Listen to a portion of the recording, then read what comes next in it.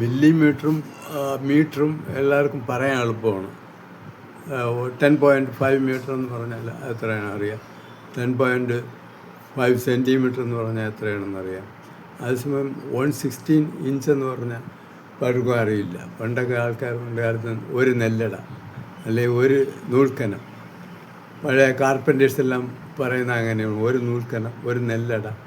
116 inch എന്ന് പറയുമ്പോൾ ഒരു ഇഞ്ചിനെ 16 ഭാഗിച്ചതിൽ ഒരു ഡിവിഷനാണ് ഒരു 116 ഇഞ്ച് എന്ന് പറയുന്നത്. 1/16, അതായത് 16ൽ ഒരു ഭാഗം, ഒരു ഇഞ്ചിൻ്റെ 16ൽ ഒരു ഭാഗം, അതാണ് 116 എന്ന് പറയുന്നത്. അതുപോലെ 1/8 എന്ന് പറഞ്ഞാൽ ഒരു ഇഞ്ചിനെ 8 ഭാഗിച്ചതിൽ ഒരു ഭാഗം, 1/8 ഇഞ്ച്. അതിന് പലരും പറയുന്നത് നെല്ലട എന്നാണ്. അതായത് ഇവിടെ തന്നെ കാണാം 1/8 ഇഞ്ച്, 216 ഇഞ്ച്, അതായത് 1/8 ഇഞ്ച്. 1 ഇഞ്ച് മൈനസ് 116 ഇഞ്ച് എന്ന് പറയുമ്പോൾ 15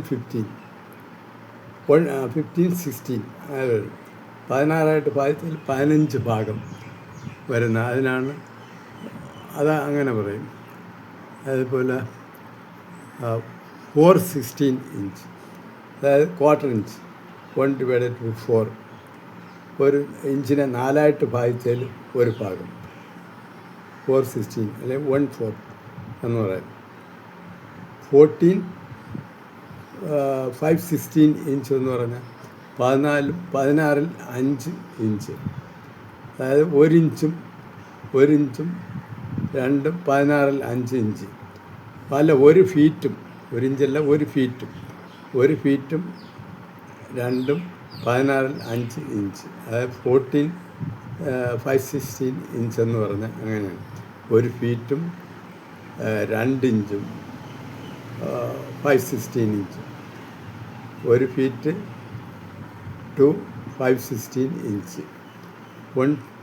ഇത് അതിൻ്റെ സിമ്പലാണ്. ഈ ഫീറ്റിൻ്റെ ഒരു വര, മുകളിലൊരു വര 1 ഫീറ്റ്, ഒന്നിട്ട് മുകളിൽ 2 വര ഇടുകയാണെങ്കിൽ അത് ഇഞ്ചിൻ്റെ സിമ്പലാണ്. ഇപ്പോൾ ഇവിടെ താഴെ ഒരു ഡ്രോയിങ് കൊടുത്തിട്ടുണ്ട്. താഴത്തെ ഡ്രോയിങ്ങിൽ 1 ഇഞ്ചിനെ 16 ഭാഗിച്ചത് കാണാം. ഈ ലെയ്ത്തിലെല്ലാം മെഷീനിസ്റ്റെല്ലാം 32 1 ഇഞ്ചിനെ 32 ഭാഗിച്ചത് മെഷർമെൻറ്റ് അവരുപയോഗിക്കുന്നുണ്ട്.